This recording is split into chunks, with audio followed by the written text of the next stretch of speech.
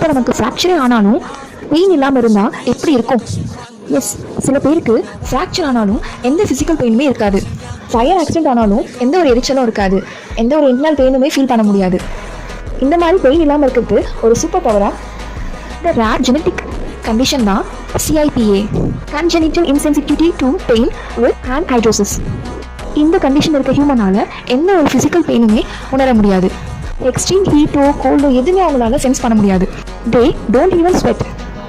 இது ஜெனட்டிக் ரீசனால தான் வருது. NTRK1 ஜீன் மியூட்டேஷனால வருது. இந்த CIPAல இருக்க பீப்புள் மற்ற எல்லா சென்ஸையும் பண்ண முடியும். லைக் டச் பண்ணுறது, வைப்ரேஷன், விஷன், டேஸ்ட், ஸ்மெல்லுன்னு மற்ற ஹியூமன் மாதிரி எல்லாமே நேச்சுரலாக அவங்களால சென்ஸ் பண்ண முடியும். பெயின் சென்சிங் நர்வ்ஸ் தான் நான் ஃபங்க்ஷனலாக இருக்கும், இல்லைனா மிஸ்ஸிங்காக இருக்கும். இந்த ரீசனால் தான் அவங்களால பெயினை உணர முடியல. பெயின் ஒரு நல்ல வார்னிங் சிஸ்டம் நம்ம பாடிக்கு. பெயின் இல்லாமல் ப்ரோக்கன் போன்ஸு நம்மளால் கண்டுபிடிக்க முடியாது. இல்லைனா இன்டர்னலாக எதனா ஒரு இன்ஜுரி நடந்தாலும் நம்மளால் சென்ஸ் பண்ண முடியாது. இந்த மாதிரி அன்ஐடென்டிஃபைடு ப்ராப்ளம்ஸ் நம்ம பாடியில் இருக்கிறது பெயின் சென்சிங் நர்வ்ஸ் தான் நம்ம பிரெயினுக்கு இன்ஃபார்ம் பண்ணுது.